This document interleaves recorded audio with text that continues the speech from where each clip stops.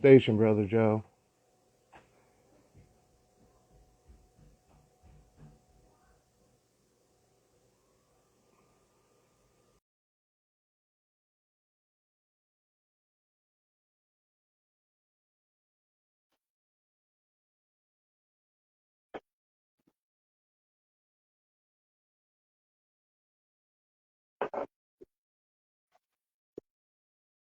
Station E. What up? What up, brother? Bro, you seen the new Hard Knock season is following the Jets? I mean, we can't get away from this motherfucker, man.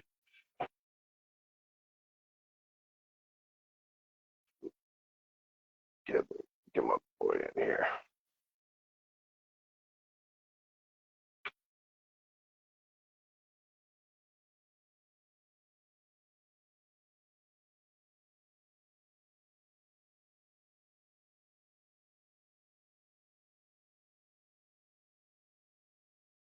Oh, no.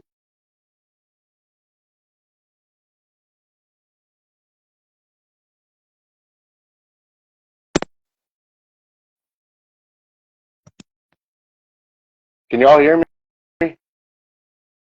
Let me know if y'all can hear me.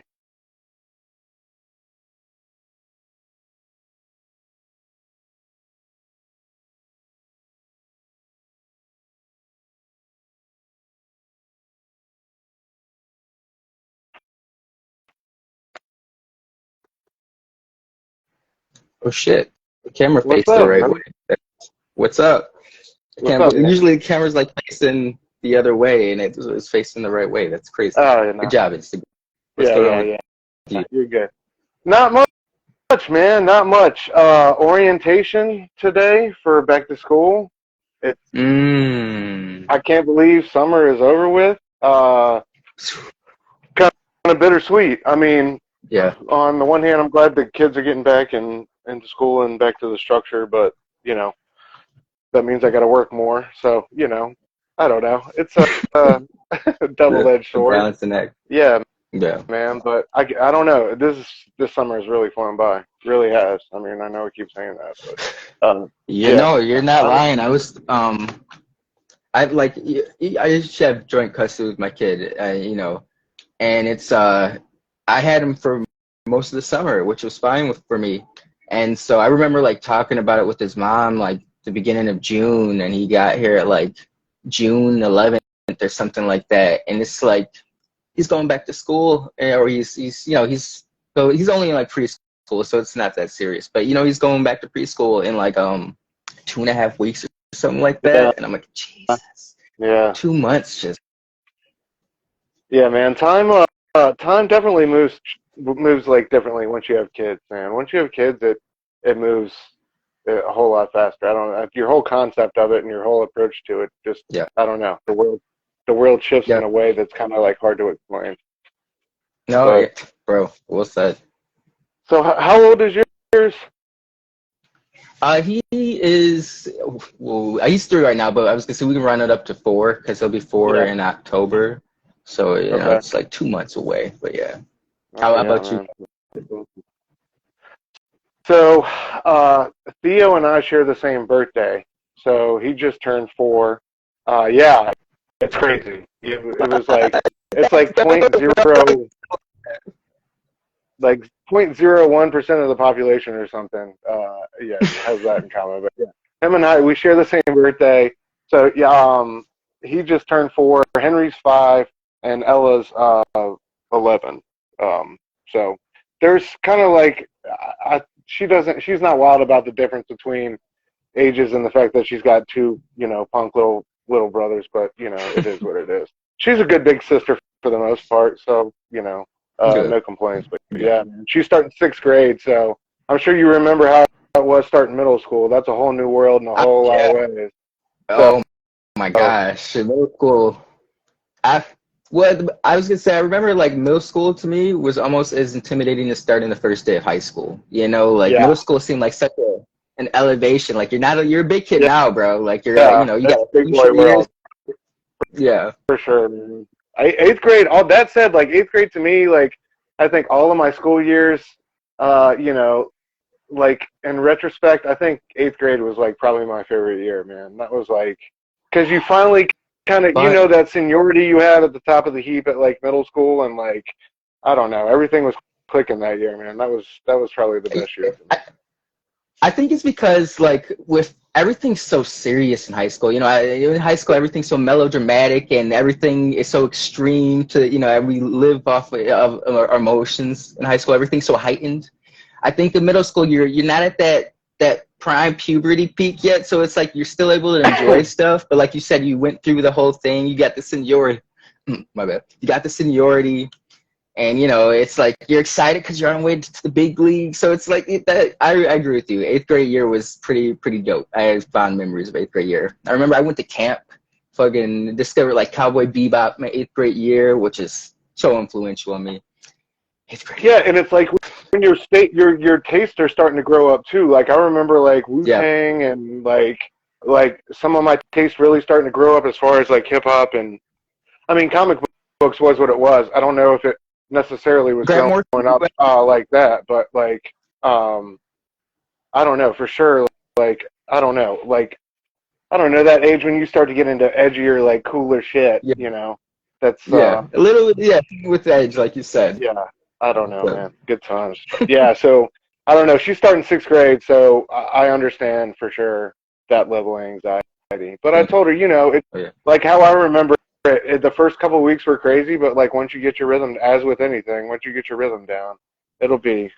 You get a pattern. It'll be okay. Yeah. Oh yeah. They're still doing lockers. They're still doing lockers locks on the lockers too, man. We haven't like grown up that much as a society. Yeah, like apparently she was at the locker for like 10 minutes trying to figure out the combo and stuff like that. Which that's another thing I feel her pain on. I remember going through it with some of those locks, man. And sometimes you get the grimy issued ones like that have been around for a couple of decades and barely working. You know what I'm saying? I don't know. Anyway. You know what's crazy is I didn't experience locks on my locker until I got to high school. Like I went to the same school from like K to 8th grade, and they were like I didn't sit at desks. My first time I sat at a desk was in high school because at this school I went to is like they had like a different structure. It's like we sat at tables around each other, and their whole issue was like trusting each other. So it's like we didn't have locks in our locker. Don't get me wrong, it's not like it was foolproof, and some shit did come up missing once in a while. But for the most part, I never really took anything to school like that to be stolen. But yeah, I didn't experience. So when I got to my freshman year, I kind of struggled with like the combination because I was not used to. I didn't have a cell phone, and so I wasn't used to remembering a set of numbers beyond my birthday. So that was a quick learning curve I had to go through. It's real, man. Well, I'm glad you had a good experience because I did not, bro. Somebody stole my Boys to Men tape out of when we switched classes. Yeah, somebody did me dirty. I had the Boys to Men Motown Philly tape, the first album, and then I had that and Billy Ray Cyrus, Don't Break My Heart. I had those two tapes together, brought them both to school. Somebody left the Billy Ray Cyrus. Stole my Boys to Men. See, they were being kind. They left you something. Fuck those guys. Yeah, dude, I remember that hurt my heart, man. Yeah, somebody stole my Boys to Men tape. That was in 4th grade. I'll never forget. Yeah. Nick, all right, let's say what is up in the chat real quick. Nick, what up? Nick, what up? Sal, Verno. Who else we got in here? Love Mars, Eric, Two Gun Pedro, my boy Dez. Man, so many. Thank y'all for coming out, bro. Yeah, I had the Billy Ray cassette. Yeah, it was like that, guys. I mean, you gotta. Sometimes you gotta go back and reminisce to really see how far you've come, and that was definitely me, bro. Definitely had the Billy Ray cassette. So shout out Billy Ray. A cassette tape. That was tearing up my heart. All right, back. There you go. That's the game. Yeah, dude. Boys to Men. I think Boys to Men was like. I don't know. I saw one of them in like some little jokey ad with like Nick Lachey and Lance Bass or whatever. And I don't consider Boyz II Men in that same group of boy bands, dude. I feel No, like no. all those guys were on a whole nother level. I don't know. Those guys were like old school, like a cappella, real talent. I don't know. No, yeah, they were like the evolution of Motown, like acapella talent, like you said, but they set the standard going forth, like the New Kids on the Block type of shit. The 98 and 98 Degrees was never that big, but NSYNC, Backstreet Boys, all that shit wanted to be like Boys to Men. That The was their blueprint. inspiration. Yeah, Absolutely. yeah. Yeah, I was a hardcore Boyz II Men fan. I had the Christmas album. I had the whole. Bro, my dad. I grew up on Boyz II Men. My dad is a big Boyz II Men fan, so that's probably why I gravitated towards like pop music and boy bands a little bit later. But I grew up on a lot of Boyz II Men. It was like kind of like with Tupac and my mom. It's like I grew up around it like hip hop, but I didn't appreciate it until later. It's because I always heard it, so it's like I wanted to hear something that I wanted to listen to, but I didn't appreciate it till years later. Like, you know what? Thank you for listening to Pac, Mom. Thank you for listening to Boyz II Men, Dad. Kind of put my young self onto some game early on. Yeah, burn. No, Boyz II Men was less interested in the dancing and more interested in the singing. That's super fact, dude. Yeah. Y'all Yes. if y'all wanna burn down a karaoke, throw on Into the Road. I mean, with you get everybody in the crowd doing the hand claps at the end. You're stepping out the bleachers on that one, dude. That's the ball game. Yeah, compared to most boy bands, for sure, dude. Yeah, definitely a step up. We could do a whole show on Boyz II Men, for sure. Doing this with Mariah. Yeah, man. One of the best. One of the best. Had it all. So, bro, how was your week? You had a good week? It was good. It was good, man. Yeah, there's always some a few bumps here and there, but keep on keeping on. Heard that. All right, I guess starting off with the books we read, since we missed it last time, and I think we were both upset about that, given how much we love this creator and everything he does. Rick Remender's Sacrificers came out, I guess, 2 weeks ago now, with Max. I don't want to butcher his last name. Do you know how to pronounce it correctly? Fumura? Man, I'm not justice. Fury Mara. Man, I can't Mara. Man, dude, amazing job on the artwork, though. I thought, like, one of my favorite things was, like, how the emotion he was able to wring out of, like, those bird characters' faces, just with, and just, like, the way he told the story. One of the things, like, I love about Rick is he always hits the ground running. You don't really ever have to worry about, like, pace with him. He's always going to just pick you up, and he trusts your intelligence. I like that about him, like with his readers. That's the reader, bro. Yeah, absolutely. And so I don't know, and just like the way you could really kind of spell out the family dynamics in that, before half the issue was through, was just like so masterful, man. I thought that was really cool, and really like the character design on the gods, especially with the like how they're like liquid lava almost, like walking like. And just like the dichotomy of like the families and how this all is going to play out, dude, I'm super interested. I gotta say, like, everybody says it. I heard somebody, I think it was Daniel Warren Johnson, talking about how much he envies his ability just to not miss when it comes to creator-owned properties. Just to like, yeah, just a podcast. I was just listening to a podcast with him. I want to say it was him, but yeah, just about how much he admires that, and I don't know, and it's just so true. I just thought the book was just like so impressive. I really kind of got like windmilled into this one where I didn't know it was happening because I was like way behind the ball on it, and so just like rushing to read it when it came out, and then just being blown away because I really just found out about it at the San Diego Comic-Con panel when they were announcing that and talking about it. But yeah, dude. Anyway, I'm rambling, but what were your thoughts on it, man? How did you feel about it? I loved it, bro. I mean, like, yes, I'm biased when it comes to Remender. He's one of my favorite writers of all time. I like you said, I appreciate the fact he always hits the ground running, and even with the, it's more noticeable or prevalent in his creator-owned work. But even if you go back and look at his, like, I was gonna say big two work, but he really only did like one DC thing, and it was a fill-in. But his Marvel work, he always infuses his stories with a lot of heart. Like, you can pick up the emotional core, if not the first issue, the first couple issues, and like you said, the whole family dynamic. The dad seemed like an asshat, but it's like when push came to shove and he had to give his son away, he kind of stood against it. So it's like Right. he's good at adding subtle layers to characters to show you, like, hey, he's not just a dick. There's more to it.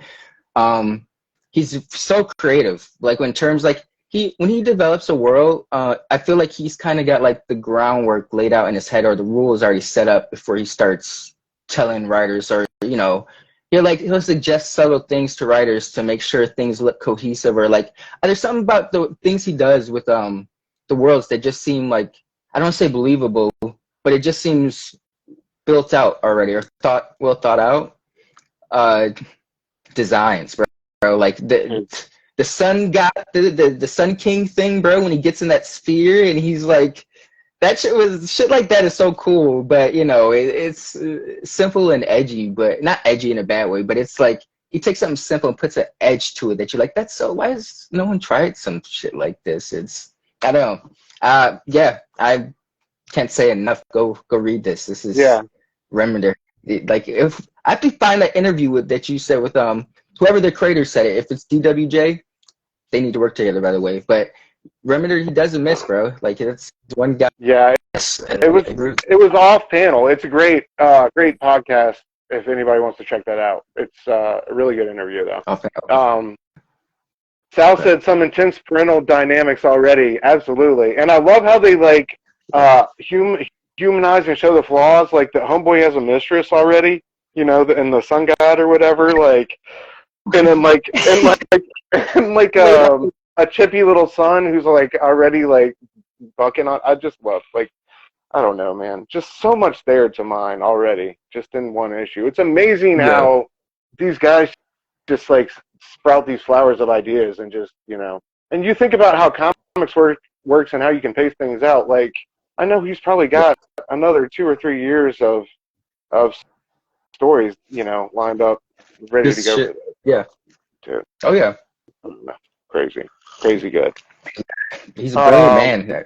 He really is, man. Dude doesn't miss. I'm just so glad that he has such a good relationship with Image, and that they'll continue to back him for whatever he does. Really moving on. So I don't know. I can't wait to see what else he does. As always, his relationship with artists are always top notch.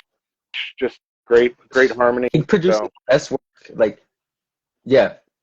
He's like, it's crazy because when I said earlier, like, I feel like he has worlds well thought out beforehand, but I feel like at the same time he lets, like, the reason like the artists are so killer on his books is because he lets them do their thing. Like, he just kind of gives them I don't think he's too like controlling. I think he'll give them like a general idea and let them just go crazy with it. He's like, Miller does this too, like but Miller is his stories are simple at the end of the day, they're kind of like I love Mark Miller, but I feel like Miller is writing comics as last few years especially is like more TV pilots, like, read the 6 issues. This would make for a brilliant movie or TV show, or like Teenage Boys. But he gets great work out of his artists. That's where I was going with that. But Remender's on the side where it's like, there's emotion and story on top of cool art. He, like you said, he finds that balance that not many can do. No, that's so true. And Sal said the first printing sold out, even with the station, man. He was going on, brother. Thanks for coming through. Even with like the huge orders that they had for the first printing, it's still sold out. So like, just to see that he's like still building and gaining on that popularity and still, building his success and finding new records to smash and all that is just awesome, dude.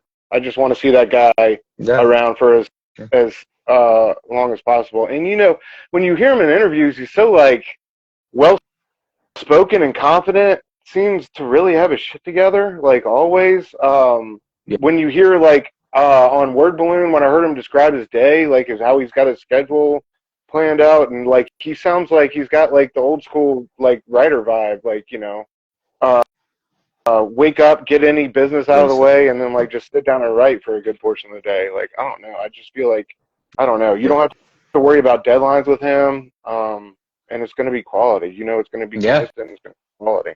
But I don't know, Yeah. dude. Well Remember said. forever, dude. Yeah. Yeah, man. All right. The other. Let's go to the. I'm gonna just go in like order of books I really liked, if that's cool. Did you read Enfield Gang Massacre Yeah. by Chris Condon and that's Jacob Phillips. This I'm. That's the son of Sean Phillips. It's Jacob. It's just The artist of Eric. What's that? The sheriff book, Eric. Eric, it's the one that you've been preaching. That Texas Blood. I think that Texas Blood. Yes. Okay. Thank you. So this is this is like a continuation of that series, but it's also like a I don't know. It's kind of like its own thing, if that makes sense. I don't know, but it's okay. It's like the new installment of that Texas Blood. Yeah. Okay. I haven't read it yet. I'm gonna be honest with you, brother. I have read it. It was a up and down week, but I only read a small handful of books. Oh, good. I'll get next week. I'll make up for it. Yeah. But yeah. All right, dude. It was awesome. I just want to second what E's saying in the chat. It was great. It was fantastic. It was ultra violent. The way he described it in the end, it sounds like it's loosely based on true events that happened in this particular area of Texas. But I love books like this that not only like just give you a great like kick-ass ultraviolet shoot 'em up western type deal. There's Texas Rangers and all, like anything you could ask for as far as like looking from like a cool western comic, but it's also like historical insight into that time in history, into that place in the world. You know, those are the type of comics, you know, from cultures all over, from, you know, any corner of the globe that I really enjoy, that not only like entertain you but teach you something in the process. Which looks like this book is about to do. But up to this point, dude, I highly recommend that you check it out, man. And I don't know how to describe some of the previous arts, but if you're a fan of Criminal, not to like compare, I'm not sure he loves getting compared to his father, but any type of like good similarities, good thriller, good slow crime burner. I wish I could think of more like grimy, you know, any type of grimy noir. You know, I think that Texas Blood, even the previous installments, and this new Enfield Gang Massacre that just started with issue 1 this past week, I think is for you. You can hop on this Enfield Gang Massacre without any prior knowledge of the series and be good to go. But yeah, I highly recommend it. Artwork's and crazy. He did doing Newburn. Do what now? He is on Newburn with Chip. Yeah. Okay. So that's his other like main. That's his, as far as I know, that's his other main steady project is Newburn and this one. Yeah, like Verno said, his art is definitely comparable to his father's. I mean, it's in that same vein, but it's good nonetheless. Yeah. This one looks like it's going to be a great story. Yeah. Hell yeah. Yeah. Okay. I read. Okay. I like to go shoot them up. Yeah, dude, check it out. Like everything else is out. I think there's 15 issues of that Texas Blood out, collected in free trade. So definitely check that out, y'all, if y'all haven't already. Did you read You've Been Canceled #3? That one I did read. Okay. That one I did read. That was badass. Okay. That's a fun series. I enjoy it, man. I'm digging the artist, bro. Like he gives me like vibes of Daniel Johnson. He's very animated. You said Kevin O'Neill last week. Johnson, but it's got Yes, Kevin O'Neill. Like, there's definitely a Kevin O'Neill aspect. Like, you like to look at what's going on in the background because you get like there's like their art is like the type where it's like characters in the background are it's just random shit, adds nothing to the story, but it's like they're in their own story. Like you see a dude like drinking a pop or hanging out with his friends, and it's like a little the background is almost telling like its own story, and this guy has like that quality. And it's like they're the type of artists to throw in like little nods to shit and see if you catch it. And I sent you a panel. I mean, you might have missed it, but it was like the Akira Sergio Leone. Eric pointed out Buckaroo Banzai to me. I was like, oh shit. But there's a small panel of just like those four characters next to each other, walking towards the gate. Cause the story wise, our bounty hunter has. The system's been turned on him. Oh no, okay, I'll show it to you again. But all these bounty hunters are like going to get the hero of the story, and it's like those four people were like amongst the crowd in the background, like bounty hunters going to get him. And I thought it was I thought it was cool. But it's a fun story, bro. Like it's. I like stories that aren't too heavy with preaching a message, or if they are telling a message, they can have fun with it. Like obviously, this is preaching a message about cancel culture and the mob culture, mob mentality, but it's doing it in a fun way where it's just not like the message or the theme isn't overcrowding the story. I guess if that makes sense. Like sometimes the message is too loud that it's just like, okay, I get it. I can't even enjoy the story because the message is reverberating through the not that it's wrong, but that can come off in a bad way. But yeah, it's fun. It's fun. It's taking a cool concept, making it fun. No, I enjoyed it. I don't think. I think Robbie said it best. I think this issue did a great job of like, it was part of it was kind of exposition-y. It had part of it had a message, and part of it was kick-ass action. And like that, I think that it served both parts of the of your need like that, and it was really well done in that way. I thought it was a really cool,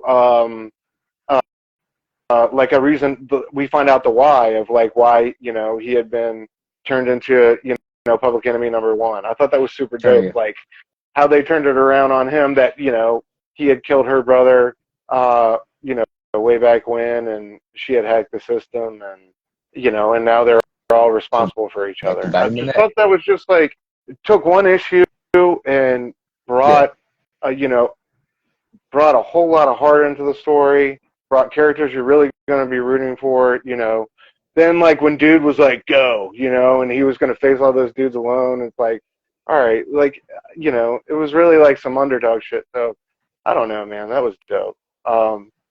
It was really impressive. Yeah. Continually impressed by that book, week to week. I love a book that is, like we said last time, that is like not only satire but can like bring heart, can get you attached for all the right reasons. Like, freaking well done. Well done. Yeah. All right. What else, bro? What did you read the new Avengers #4? I did read Avengers. Yes, that was the last time I read it for the stream. Last week about Avengers was a little disappointed. Yeah, I think your audio is like lagging or something. I don't know. My bad. Sometimes, all right, there you go. Is it better? Good. Yeah, now you're good. So, all right. I know last time we spoke about Avengers, I was a little disappointed in it. Usually, I had back when I was buying books, I am mostly a digital reader now, which I do read. I do buy them digitally, but when I was a Wednesday Warrior, I had like a rule: if I didn't enjoy a book after like 3 issues, I would drop it. I'm like, all right, that's like halfway through an arc. If it hasn't got me halfway, I'm probably not going to enjoy the other half. And so I kind of was going to apply that to this, but I read the 4th issue because you recommended it. But I got to do that once an episode. No, brother, you're all right. Hold on. Let me say what up to my boy Henry from He's an Alabama fan, unfortunately, but I ain't seen him in a minute. I just want to say what up. I saw him in the chat, got excited. What up, Hen? Good to see you, brother. All right, sorry, Steph. Go ahead. But no, you're good. But no, I enjoyed this issue, man. It was fun. It kind of like it was like the last three issues were kind of like really basic setup. It almost seemed, and I get it. You know, you got to go through the motions. But I I thought this one was fun. And finally, there was something. You know, the team was in action. It kind of like it added some interesting character moments. There's some dynamics between Sam and T'Challa. Yeah, those were the best. It asks some kind of interesting questions regarding of like who's the most powerful Avenger. Is it Wanda or obviously they're both powerful for different reasons. But there's a scene where Wanda's being attacked by that undead dude, and he says something about didn't you already break the Avengers before? And I forgot. I mean, I didn't forget about it, but when you said it, I was like, damn. Wanda disassembled the Avengers, and she did no more mutants. Like, she is, like, almost the worst of the worst in a way. But I just was like, damn, she's pretty powerful. She can, like, erase mutants from, like, the face of the Earth and disassemble one of the biggest superhero teams on Earth. But I have fun with this issue. I think it's fun to the point, and it moved the plot along briskly. But it was a step up for me, so I enjoyed it. Man, that's so true. I never even thought about that. Like Bendis, that was just like one of those characters like Spider-Woman that Bendis like really, really had it out for. Like he just really was a Scarlet Witch fan. Just to make her the center of. That's dope though. I always appreciate how somebody takes a character that's more or less underutilized and puts them in the big screen. But I like it. I'll like the way McKay has kind of set it up with this introducing these foreign adversaries is cool, but it just feels like kind of like a long-winded way to start Avengers. I don't know. It's like I know we're getting to like these calamities that Kang was talking about, and he's tying it in with the timeless thing and stuff like that. But it's just been, I don't know. It's been cool, but I don't know. I guess we'll have to like wait and see. But I have faith in McKay, especially over a title like Avengers, where he's going to have the opportunity to stretch his legs and connect all the T's and dot the I's. It's just I don't know. It's been interesting, but sometimes like I guess I've been wanting more. But I don't know. I agree. I've been loving like the T'Challa Sam back and forth. I love the fight with Thor and the god who like gets more powerful off worship. I thought that's been like a great back and forth.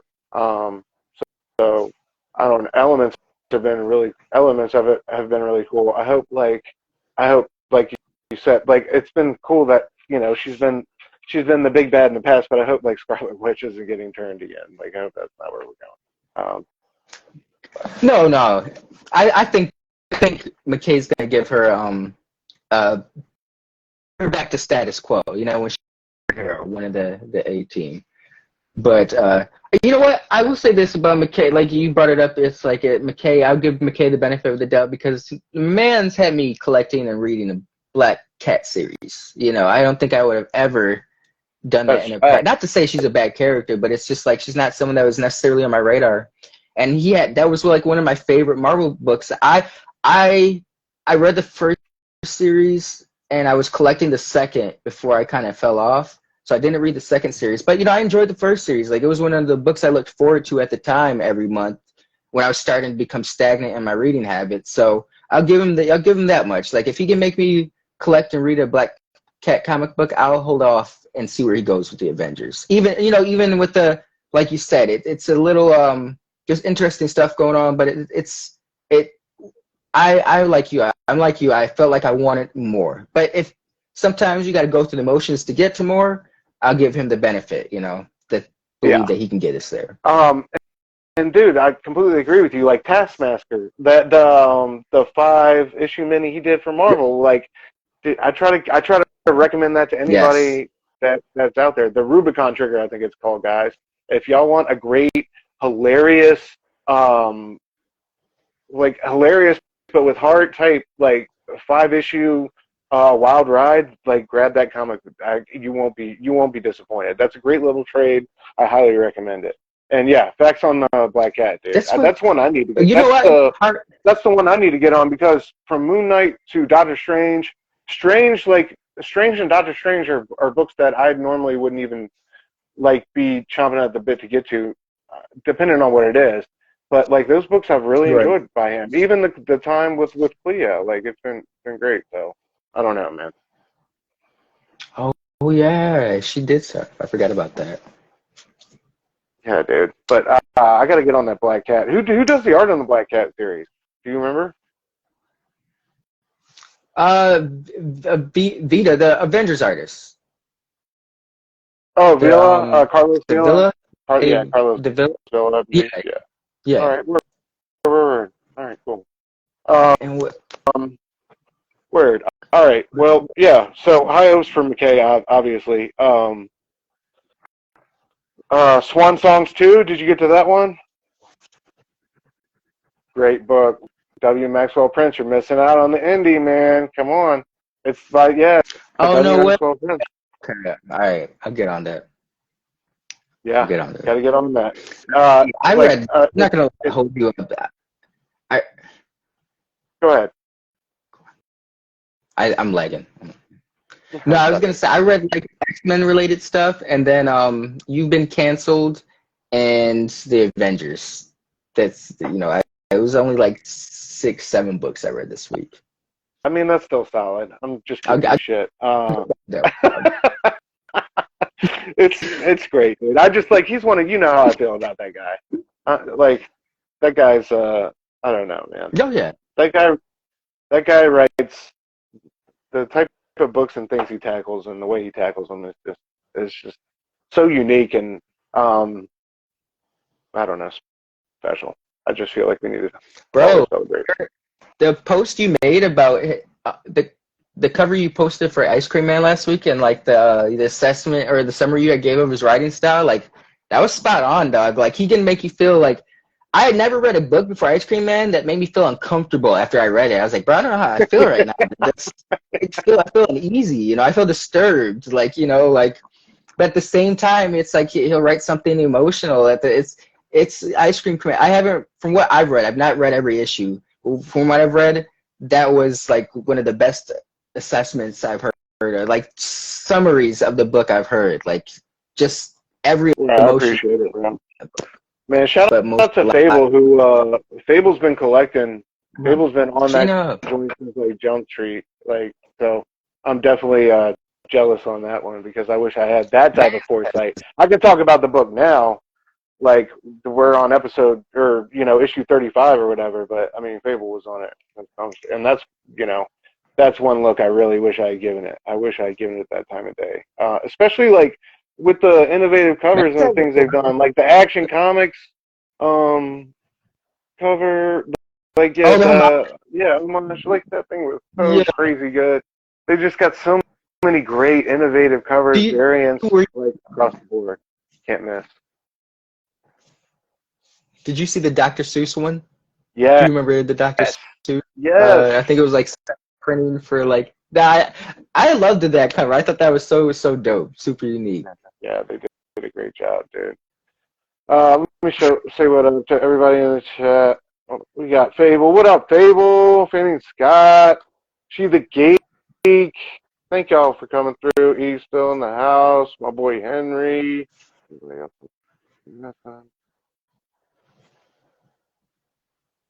Nah. All right. Yeah, man. Try to get on Swan Songs number 1 and 2 whenever you get a chance, dude. I don't think you'll regret it. Same type of deal. Also, Art Brute, if you haven't read that, was fantastic, and that was like on another level aesthetically. The art on that was nuts. I don't know how to describe that. Imagine if you go inside a painting and like imagine if like the war for reality was being waged inside of like classical paintings, I guess. It was crazy. Interesting. Yeah, like I Okay. remember Okay. an epic Right. issue that happened in The Screen by Edward Edward Munch. You know that famous The Screen painting. I don't know. I don't know. I'm doing a horrible job Yeah. describing it, but it's a very difficult book to describe. But I highly recommend you check it out. Fable says ice cream is going to be all to me. Yes, sir. Playing Definitely. Fable for real. For real. All right. So Children of the Vault, man. I got like halfway through it, but I was not able to finish it before we got on. How did you feel about that one with the Bishop and the Cable? It was fun. I Bishop like rescuing the Cable. team up. Yeah.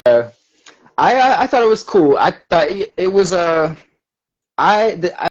I'm kind of like a lot of stuff going on with the X-Men currently. I'm kind of like not in the dark about, but I haven't read like the last year and a half worth of like X-Men stories or X-Men related stuff. So a lot of like people being in certain positions, I'm kind of like, how did that happen? But it's not anything that will throw me off. But like I didn't know the Children of the Vault had been placed in like VR by Forge and shit. But I've always enjoyed the Children of the Vault as concept of characters. I remember it was Mike Carey's run in like 2006.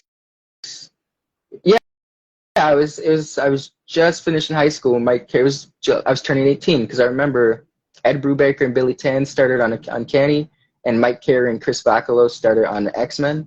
And Mike Carey's written. If you haven't read Mike Carey's X-Men run, he's probably written one of the more underrated. Throw that word out a lot, but Mike Carey put out quality work during his tenure on the X-Men. Bro, you need to If you're a big you need to put out some probably reading the best lists word. of like 2000 to like to current day Marvel. Honestly, man, you need to put that encyclopedia to use,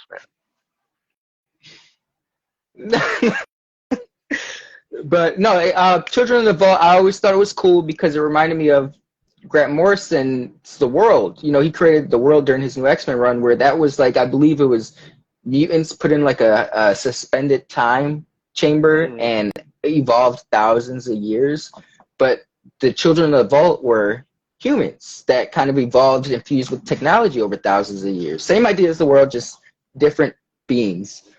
But so I've been excited that the Vault have been like floated. Like when Hickman had mentioned them when he was doing the X-Men a few years ago, I was like, oh shit, this would be cool. The Children of the Vault, something that would be really cool because he kind of borrowed the idea for his Ultimates. But I was like, that would be something that cool idea that Hickman would really kill with. Unfortunately, Hickman left. So now that they're back, I'm still glad to see them. I don't know. At that, I got veered off topic. This issue was fine. It was fun. I enjoyed the whole dynamic between Cable and Bishop. I know they have a tenuous relationship because of shit that's happened in the past, but I think they're probably the perfect people for the job to kind of go up against taking down the Children of the Vault. Who are I wish they would be written as a bigger threat for the X-Men than they are, but I think there's something like they could be some of the X-Men's biggest threats. They could potentially be. But it was a fun issue. I enjoyed the dynamics between Cable and. Have you read Messiah Complex? No. You have okay. So okay. So I'm no spoilers there, but the weird relationship between Cable and Bishop started in Messiah Complex.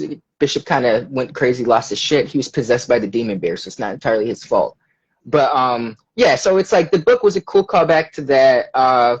It was fun. I think if you're steep, it's nothing amazing, but I think if you're a big X-Men fan and like a lot of the lore, that it's something you'll have fun with. Or if you just appreciate the X-Men in general, it's a fine written issue. My bad. That was a long way of saying a long way of saying I dug it. Oh, you're good, man. I loved it. I love that. I love that dynamic when he was like, when Bishop was like told Cable, he's like, everyone you love is dead. Everyone here still wants to kill you. Like they had some little great back and forth moments of dialogue. But I didn't get to finish it. But I'm in the same boat as you, man. I'm kind of jumping in here blind, just trying to like assess the situation and where I'm at. And Steph needs to take Jordan White's job. Talk to him, Sal. Oh no, I was pointing at Bishop trying to kill Hope. No, I didn't see that comment no, though. no. I'll do Stop it. me and Humble, dude. As long as I can bring my boy. Job, man. You need that job now. Somebody needs to take that job. I think you're I'll the do it. man for it. Yeah, I agree. All right. Well, hey, perfect segue then. So, Tom Brevoort, bro, taking over as editor of the X titles. The man who has given us, in my book, I'm good with it because that's the man who gave us Secret Wars, you know, which to me, and Hickman's Avengers, I mean, all those great Avengers. You know, people hate on Bendis New Avengers Aaron's run or whatever, but like the Bendis, the Hickman, Avengers time, what's George Perez and Busiek, like even way back to that run. A walking Marvel encyclopedia, much like yourself. I mean, I think only great things can happen, and I think it does. You know, I saw some CBR headline. Does this mean good things for the MCU? And I think it actually does. I mean, absolutely with mutants. I think mutants are going to definitely be, you know, what they're going to pivot and really try to market moving forward. And I think having time on that, I do think it's dicey though with Feige as chief creative officer. I don't know, you know, how all that's going to land, and you know who's going to win some of those battles, but we'll see. But I don't know, man. I think, you know, I'll let you take it because you know a lot more about all of this than I do. But, you know, for my part, just seeing what he's done with Avengers and some of the bigger events, the bankable events like Civil War and Secret Wars, I'm hyped for it. Yeah. At this point, it couldn't hurt, you know. I'm excited for it. I always tell people, like people who are into comics, I let them know, like, for the Avengers movies, bro, like before like the early 2000s, the Avengers were not cool. Like they weren't not cool, but they weren't the guys like they are touted to be now. Like within the comics world of 616, the Avengers are the premier team, but us readers, Avengers was never like the cool book or the #1 book you had to get. That was X-Men, you know, X-Men, and then it was like in the late 90s, 2000s, there was like a shift. And I didn't learn until the other day that Brevoort was editor for the Busiek and Perez Avengers, where I think that's where the shift started to happen, actually. But it was solidified with Bendis' New Avengers. That's when, like, everything was just popping, you know, like. But, yeah, I didn't know he was editor of Secret Wars. Some of the more successful, better runs over the last, that aren't X-Men related over the last 20 years, are connected to Brevoort as an editor. So if he can take some of that energy, enthusiasm, and infuse it into the X line and some cohesiveness, then you know we can't lose. We can't lose. But no. I will say I don't think it's really going to be a bad thing because Feige's been like the head guy for like two years now, maybe I want to say, like in terms of like all right. I'm late to the ball game on this. He's kind of like left.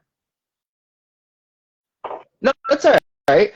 But, I mean, shit could change, though. You know, who's to say that initially Feige wasn't really meddling, but as the years go on, he wants more of control of it. Like the whole Kamala thing. Like, she showed up as a mutant in the show. Less than a year later, she's a mutant in the comics. You know, they've retconned it to fit with the... That's one thing I hope they can steer against, bro. I don't mind it. But I don't like when the comics have to, there's so much synchronicity where it has to be verbatim what's on the screen.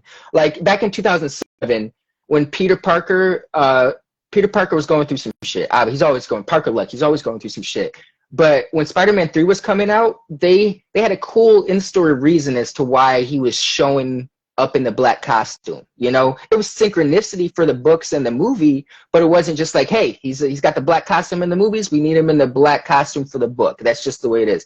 They created a reason for him to be. Nowadays, there's no really reasons. It's just, hey, we got to have it match up with the movie. So audiences, you're stifling creativity when you do shit like that. Like, don't get me wrong, you need some sort of balance. Fact. By doing that, you stifle a lot of creativity by trying to match up.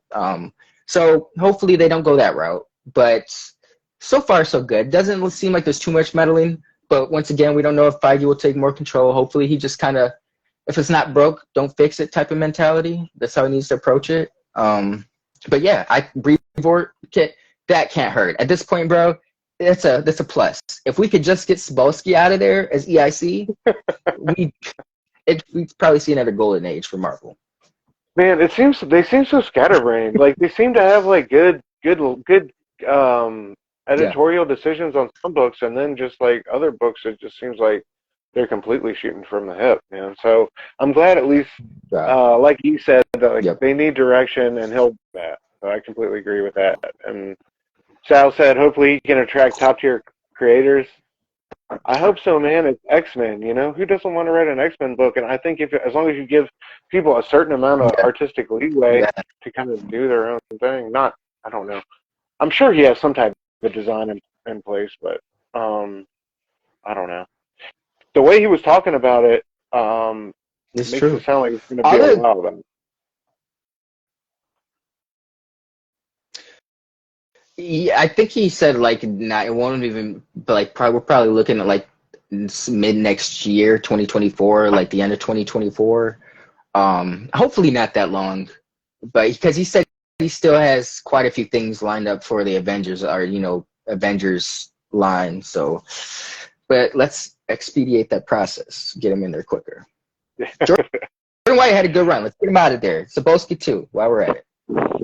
All right. So on that note, do you think that's what Marvel needs? Do you think they need new imprints, like a DC Black Label? Do you think they need to take more risks as far as what they're putting out? Or I definitely think they need to take more risk. I think it's definitely for a type of Marvel Knight type revolution. Yeah, you said it. I was going to say, if we look back at like the turn of the century, like the late 90s, we had shit like the Marvel Knights. Soon behind it was the Ultimate imprint. And they were created for creators because they want to hold up a certain standard for the main 616. And I get it, but it's all about stifling creativity when you got to uphold a standard. You're not allowing people to take risks or go different ways. And these imprints were created for creators to attract creators to do that. And they were vastly successful to the point where it's like the Marvel Knight line and the Ultimate line, what separated them from the main 616 line, has been incorporated into the 616 line. So there was no need for those imprints anymore. But I feel like at this point it's gotten to the point where it's like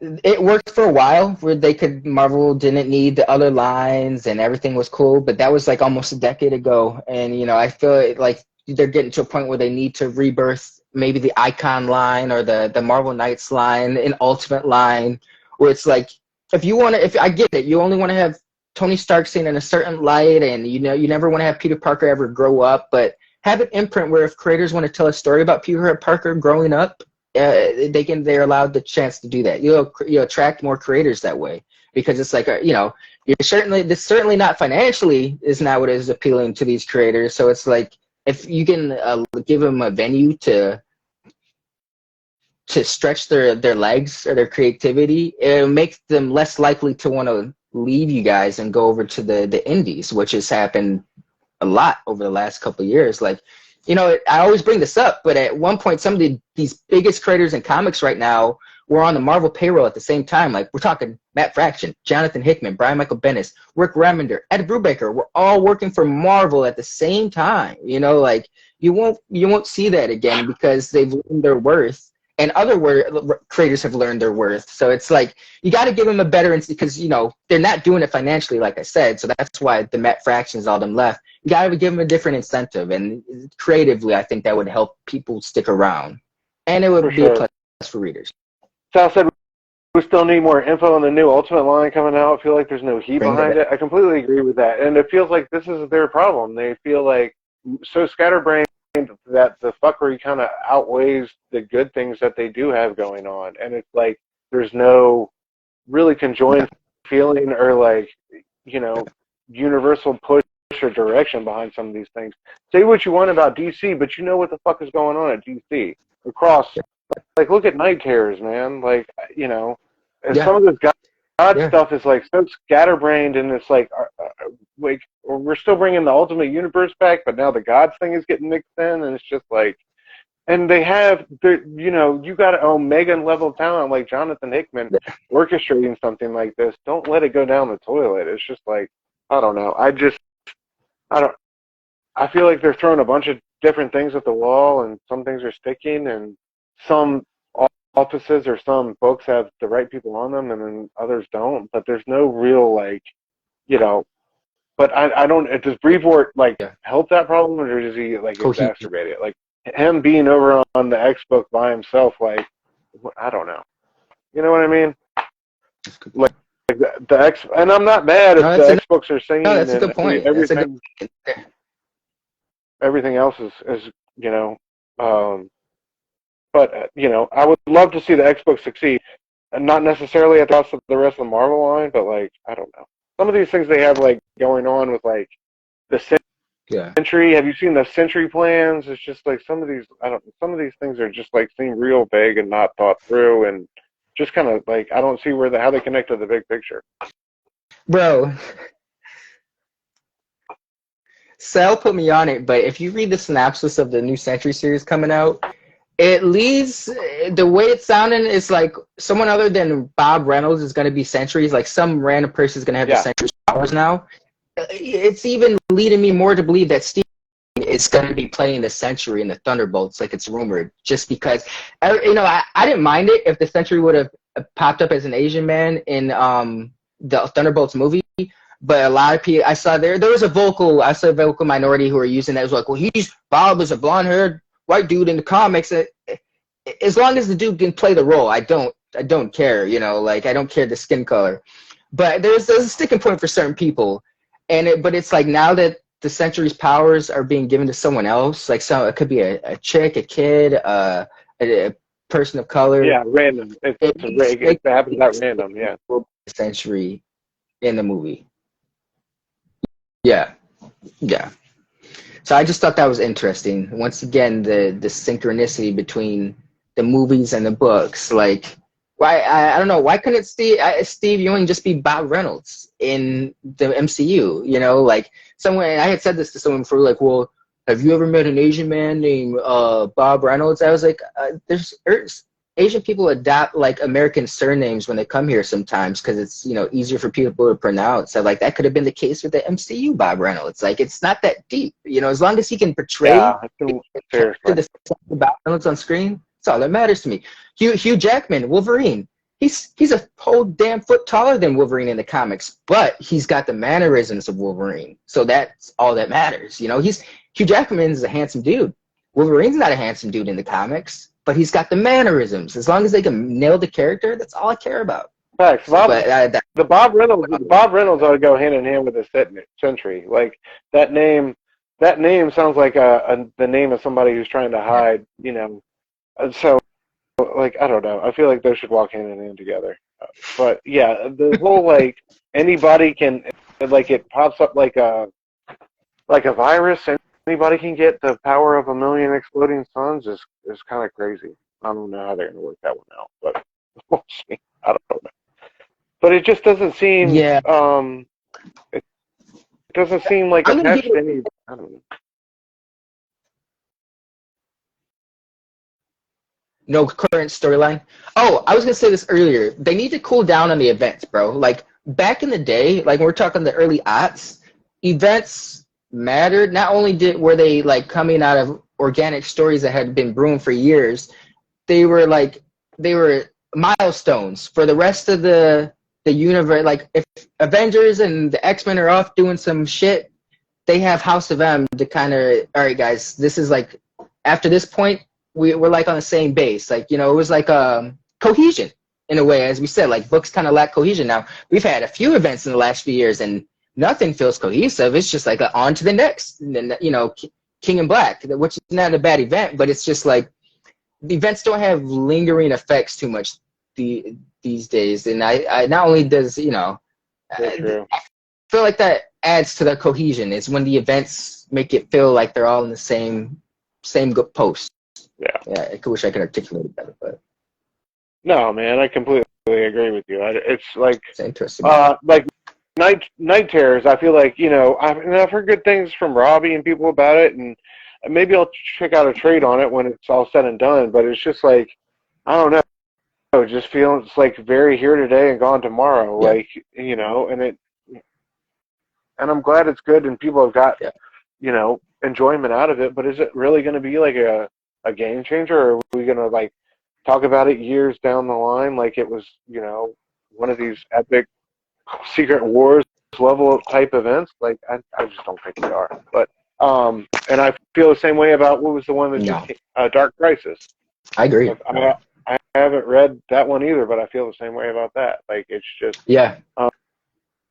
I feel like they do these things like almost like they feel like out of like they feel like they have some responsibility to do an event. Like, it's summertime, we have to have something going on. I don't know.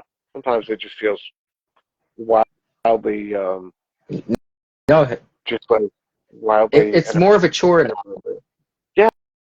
I don't know. Yeah.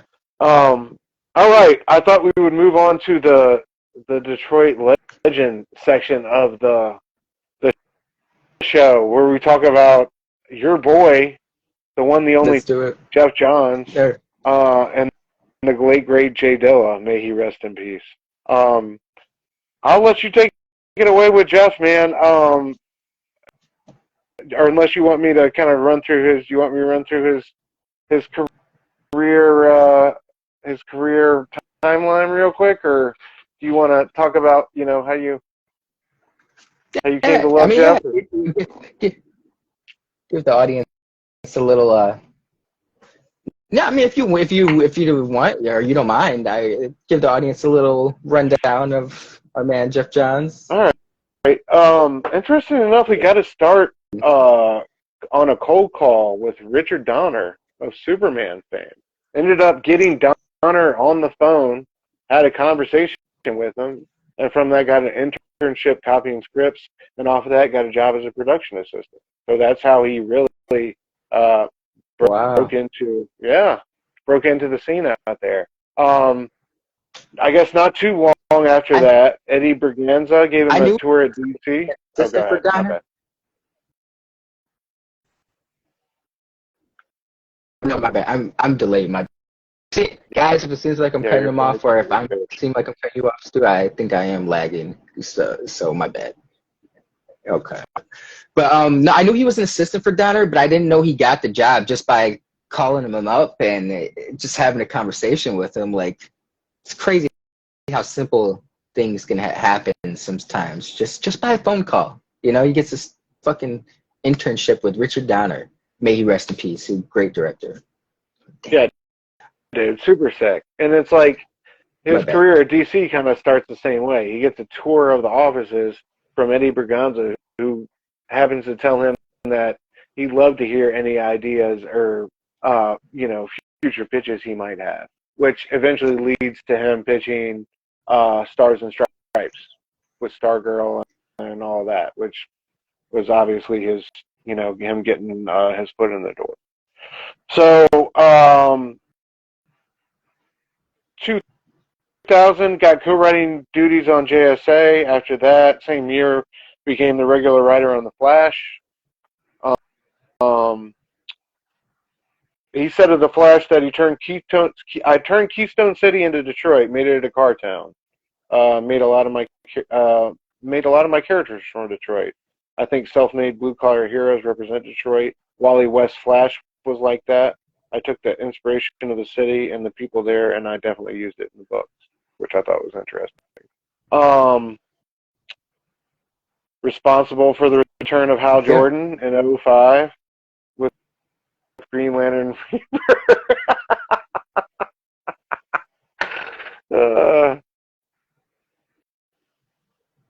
I love Geoff Johns as a writer, but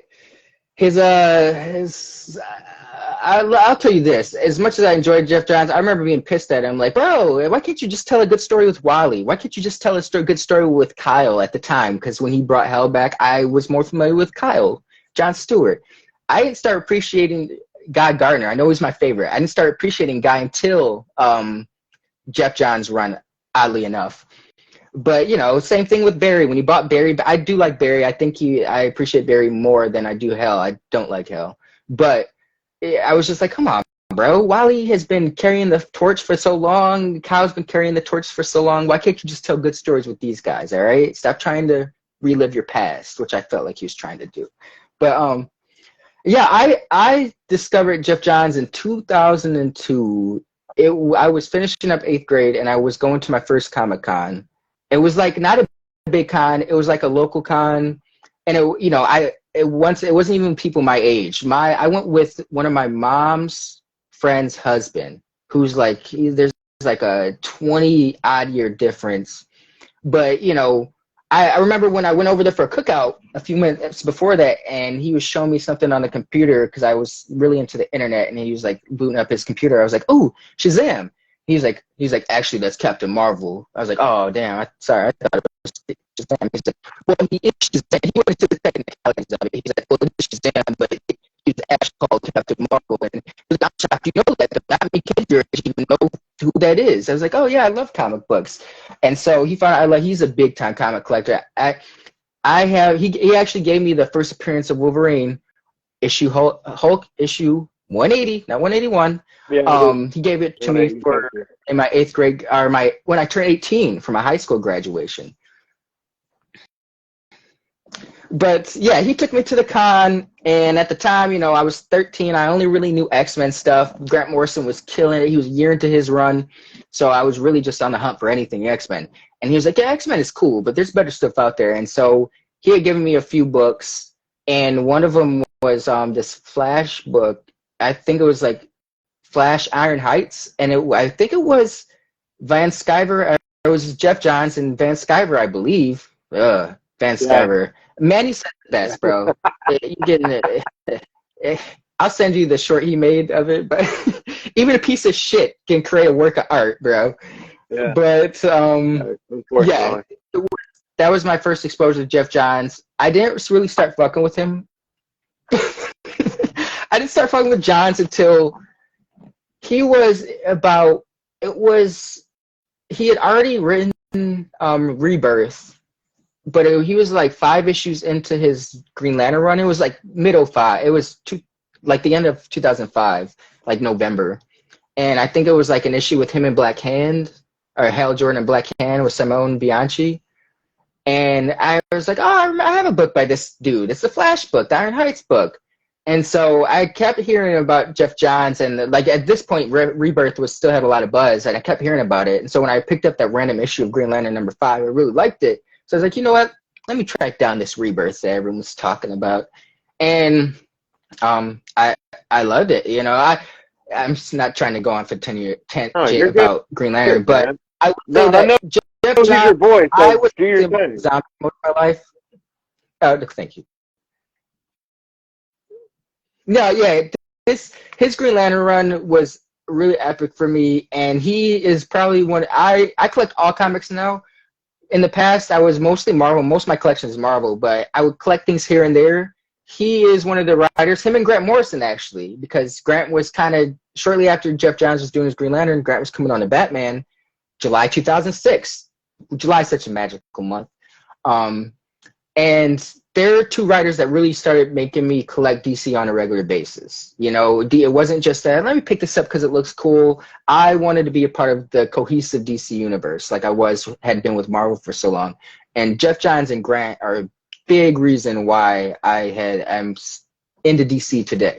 You know, I think he's a great, you can tell he's a fan of comics. Like we've had comic readers grow up to become comic writers. I feel like Geoff Johns is like the generation after Mark Waid. Like they're both very similar. Like you can tell they love comics. They've got a vast knowledge of comics, specifically DC. But there's something about Mark Waid and Geoff Johns comics when they're in the DC universe that's different from their other work. Now Geoff Johns has been killing it recently in the indie scene, which is cool with Junkyard Joe and Geiger. But I'm not gonna lie, I was a little trepidatious when I first heard about Geiger, because he had been with DC for so long. It's like he's a great superhero writer, but it's like I didn't know he was capable outside of that anywhere genre. So it's cool that he was able to come out and still prove himself a strong writer. Like, he's not just a strong superhero comic book writer; he's a strong writer in general. The fact that he's from Michigan certainly does not hurt, bro. You know, we love anybody, even, you know, I always like to, Detroit, the way we support people in Michigan, Detroit, you always just got to look at the Lions, right? Lions are not shit. Like, for a number of years, they were shit. But if you look at their fans, they will always have a solid fans. Even we know they're shit, and we'll still go support them every year. You know, that's how Michigan is. So it's like, if you're from here, we automatically love you. So if you're good, it's just that much better. And luckily, Geoff Johns is legit at what he does. He's good at adding layers, not to keep using it, but he's good at adding layers to characters, you know? Yeah, for sure. Absolutely, man. Yeah, division's wide open this year as far as Detroit's concerned. I like Dan Campbell. I love your head coach, bro. Y'all had a great season of Hard Knocks last year. Yeah, Mike, you definitely need to put the blunt down talking about all things Spidey better than X-Men, bro. Chill out, bro. Chill out. Maybe put that out for a minute, man. Drink a glass of water or something, bro. You be all right. But yeah. I mean, I passed the blunt, but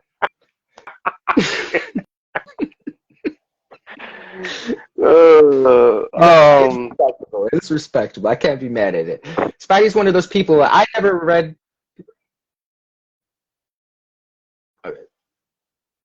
No, go ahead. No, let me ask you about Johns. Like, how familiar are you with Johns? My familiarity with Johns is like mostly over Geoff Johns. You're killing me. My familiarity with Johns is mostly like big events, like Flashpoint. What was the other one? Blackest Night was one of the ones that I have from him. But I haven't read like, I'm not Flash. Like, Flash was my character more as a kid, but I never got into his Flash run. I haven't got really into his Flash until like recently with Jeremy Adams. I've always loved Green Lantern, but like I was kind of like late to the game on the whole like John's time. So my knowledge of him is like mainly through his bigger events and like his more popular. Actually, my favorite thing from him is Batman Earth One. I think that is phenomenal, man. That first year Batman is just like so good, and like yes, I love that. Just like the little ways he shows his progression, like how he's jumping from this same like roof to roof, and like how he doesn't make it at first, and then eventually like he gets better and makes, I don't know, like little things in that book. And also him and Gary Frank. I really enjoyed his stuff lately with Geiger and Junkyard Joe. I guess I'm reading more of him lately here than I ever did with him at DC, his independent stuff. But yeah, man, I don't know. I think he's just a great. I would have loved to seen him on Batman, just as a regular writer. I think he's got a real good sense of like being able to handle a book like that, of like a mainstay character, and make and really build something out.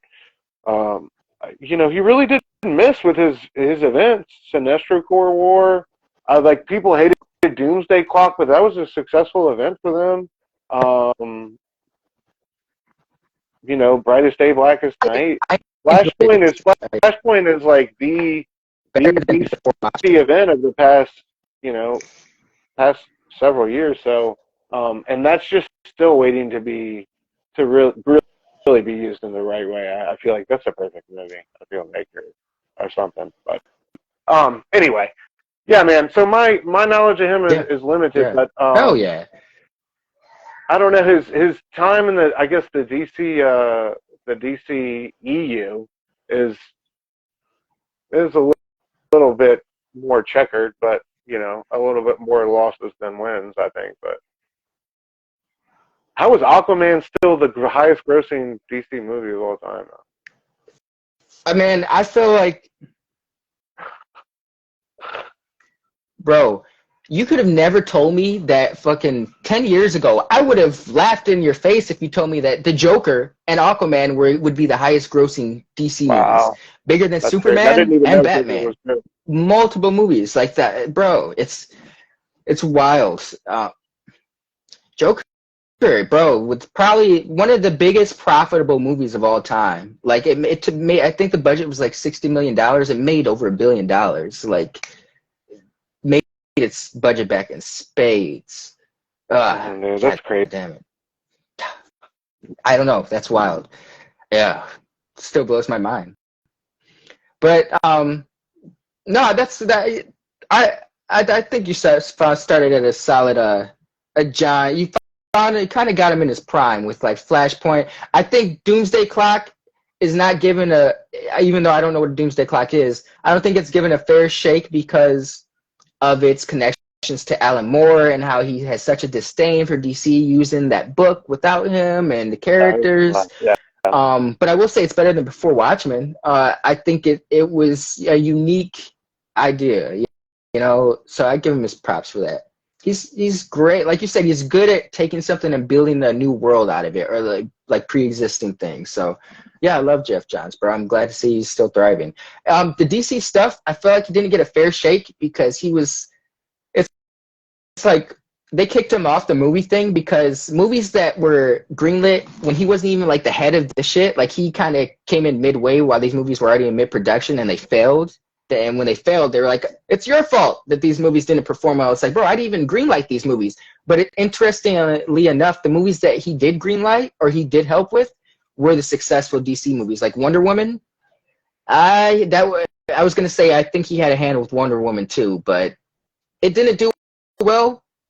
But I was gonna say circumstances because it was released during the pandemic prevented it, but it was also shit. It was also shit. Yeah. So Dude, Stargirl was fire. The Stargirl show was fire. Aquaman, he had a hand with Aquaman.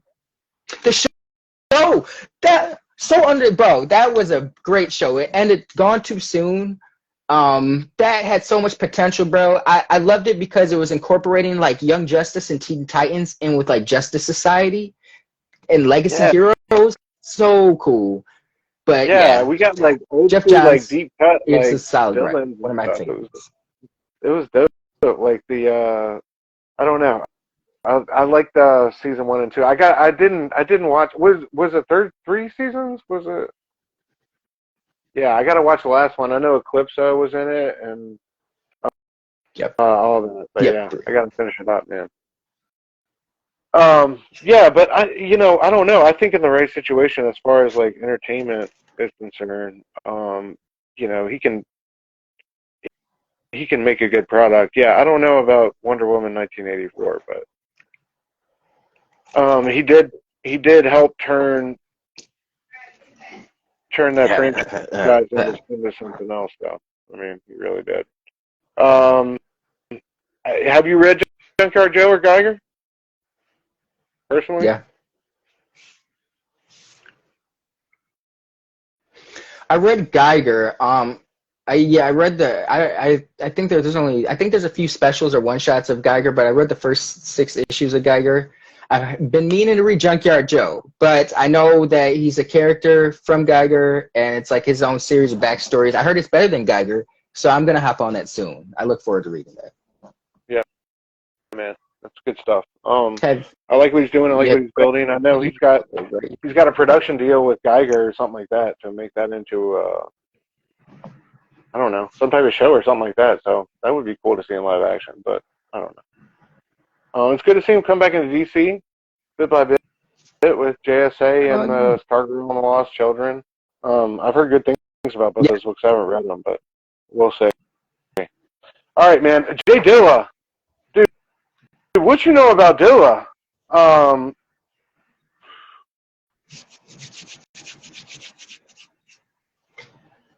Bro, just what cannot be said about this man, right? Like, he's influenced so much, and I still don't think he's given his flowers enough. Even though people give him his accolades and his flowers, I still don't think he's recognized enough. Like Jay Dilla, bro, like talk about some of the biggest things I like. He is like the inspiration, like lo-fi music, lo-fi hip hop. It's a big music nowadays, and he's like the godfather of that. That all started like on Adult Swim. Like Adult Swim, we would play like these lo-fi hits, and most of the time they were like Jay Dilla shit, and that's how I discovered Jay Dilla. And bro, like he's a producer's producer. Like he doesn't make hits for the radio, but he makes songs that stick with you, and they're classical. Like he passed away in 2006, bro. His last thing he worked on came out in 2006, and you could listen to it today and not know it sounds more prevalent and for today's times than it did back in 2006. Like he's a pioneer, bro. Like I just got, he was 32 when he passed away. That blows my mind. Like the legacy he left behind and the shit trends he started and set, like my man, like I don't know, like that's I didn't really until these shows always make me do a little bit more homework, and it's like I've always appreciated him because I love a good producer, bro. Like I appreciate more instrumental music because I feel like, don't get me wrong, I do love good lyrics, good wordplay, but I feel like those are painting a certain picture they want you to see sometimes. Like producers like Jake Dilla, I was gonna say Daft Punk, but they're up there. They create music that kind of like Jay Dilla specifically. He creates music that speaks to your emotions, yourself, bro. Like he makes you feel shit. Like his music you can interpret any type of way you want to. It's all depending on your mood, and lyrics can kind of take away from that sometimes. So I'm more appealed to like instrumental music, so I can have my own message to a song. And Jay Dilla is just a master, bro. Like I couldn't articulate how good this man, how ahead of the game he was, and influential he is to a lot of shit that's just a staple today. Like the man was a genius. Like Kanye, I love Kanye. I love seeing what Kanye's become today to some degrees, but I fucking like, man, imagine if Jay Dilla was alive, the type of music we would have gotten if he was still alive today. Like it's that type of shit. Like, man, it's crazy. Like, my bad, brother. Man, but no, dude, so well said, dude. I love the passion, bro, because I'm right there with you. Just like one of those artists who's always been, special. Whether you look at, there's YouTube videos of Ninth Wonder literally teaching what he's doing on a, sampling on "Don't Cry" off of Donuts in a classroom, or there's videos of Flea from Red Hot Chili Peppers talking about when he listened to Donuts when he was hiking through the canyon and he just started crying uncontrollably. I mean, his music has touched and influenced so many people.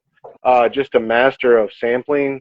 I think you listen to some of the beats he made out, and you go back and listen to the sample source, and it's absolutely impossible to put it together. How you can, like, you can't listen to the song through and through and find where he ripped the sample from. And to me, that's the true mark of a great. And to me, Donuts is such a special album because he created it on his hospital bed, literally dying, going through dialysis, knowing he was dying, unable to walk, wheelchair bound, just putting like every last part of himself into that record. I mean, I don't know what more you can ask for an artist and what more you can expect from a piece of art than something like that. And that's an album I can always go to. Each song is like a minute and a half, but he found these hypnotic little grooves, hypnotic little samples, hypnotic little bass lines, horn stabs, piano cuts, whatever it may be. And just like the chopping and, the messages he put behind some of those songs, it's just crazy.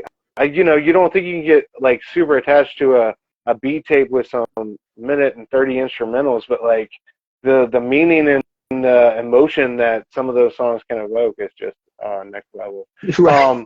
I was talking to E earlier. He first discovered him on The Shining back in I think which dropped like that was 75% done, I think, when he died, and that was like one of his first, I think his first posthumous album. That's when I first discovered him, and then I went back, much like everybody else, I went back and found Donuts, and then, all the stuff he did. Yeah.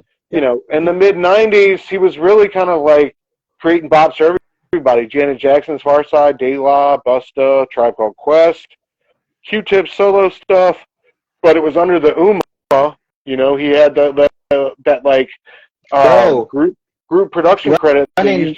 he used to share with Q-Tip and Ali Shaheed Muhammad and homeboy from or Raphael Sadiq from Tony Tone.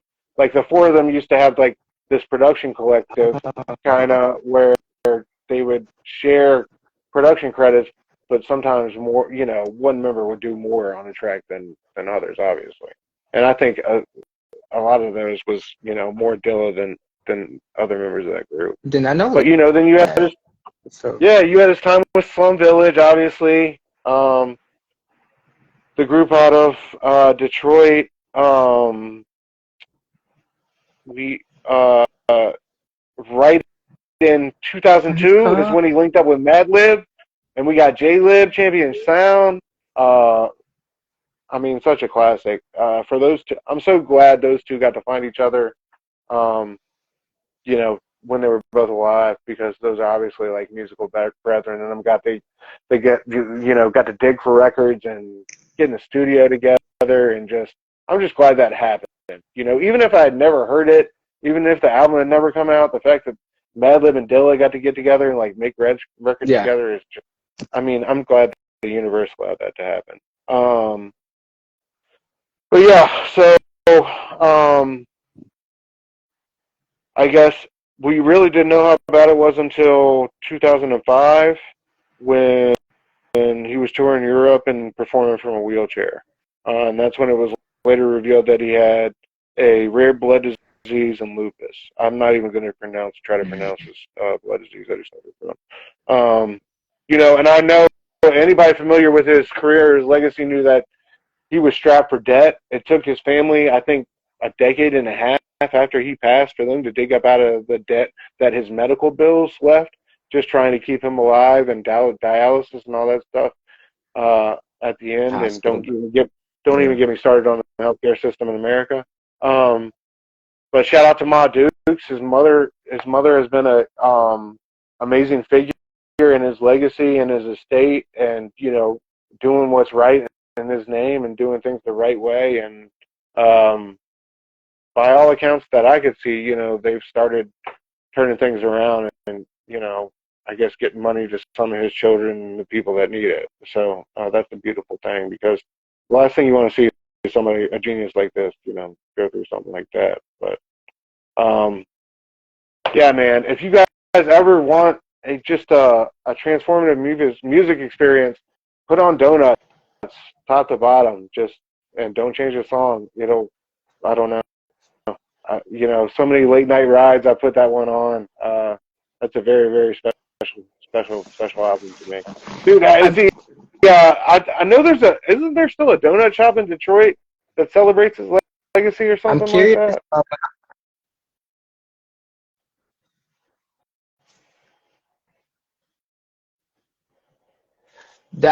There probably is. The Detroit's big on legacy, but I'm not. I'll be honest with you, I'm not aware of it. But I'll look that up. I'll look that up after the show. But I was gonna say, I'm curious, because I discovered, like, wasn't aware I had heard Jay Dilla before. Like, I knew who Jay Dilla was. Like, I'm curious how many people discovered Jay Dilla after he passed away. What was The Shining, the 2006 album or record? And I went back. I was like, "Oh shit! I didn't know they had been playing Jay Dilla on like the Adult Swim ads and shit." But I'm curious, like, I was right there with you. Like, that was the first people that I listened to. I'm curious how many people actually discovered or knew of Dilla before he passed away. I unfortunately didn't really dive into it until he had already passed away. I'm curious. So, what about you, Fable? Mike, you guys know about JD, Mr. Dilla, before he passed away? Bro, you're like so bad.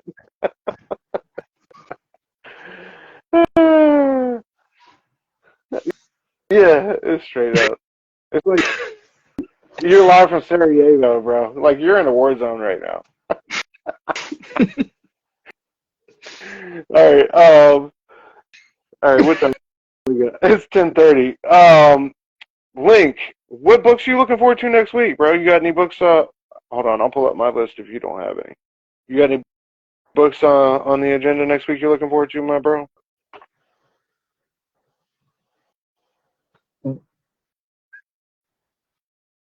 What comes out next week? I didn't. I I was a little behind this week. I forgot to do that bit. My bad. Anything Um, X-Men related, I'll be checking out. X-Men. We got X-Men related. We got X-Men Red, Does number that 14. count? Let's see. Dark X-Men, number 1. We'll Uh, be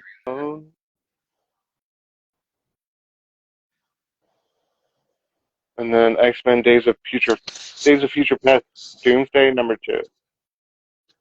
That looks uh, that looks like about it for the X-Men. Nerd King, what's up, brother? I'll tell you what I'm looking forward to. out. Mark Waid's Batman Superman World's Finest. We get the origin story of Batman, Superman meeting each other. I'm definitely looking forward to that one. Something Epic, number 4, has been a great book. What else? The Call, number I've been liking that. 1, Kelly Thompson, Mattia De Lewis, 2 incredible talents. That one's been in the works for quite a while. I've been following Kelly on Substack, so I'm excited for that one. Always excited for a new Kelly Thompson book, because she is a fucking boss. What else we got? No, not too heavy, Okay. man.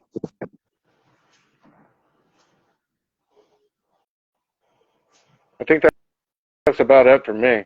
It's good. I Tomorrow like night, it. yeah, You know. yeah, tomorrow night, catch both of us on Verno's Blood Spatter Chatter. We'll be talking The Descent, White Girls in Trouble. Uh, can't wait to chop it up about that one. No, Nerd King. We were just talking about books we're excited for this week coming out, which doesn't seem like too many, unfortunately, if you're not a Night Terrorist guy, which I'm not. But yeah, catch us tomorrow on 9 o'clock Verno's YouTube, talking about The Descent, me myself, Missing Link, and right there, Fable, who was into booty popping music as a youth. Which, yeah, we all were. So, Link, any last words for the people before we get out of here?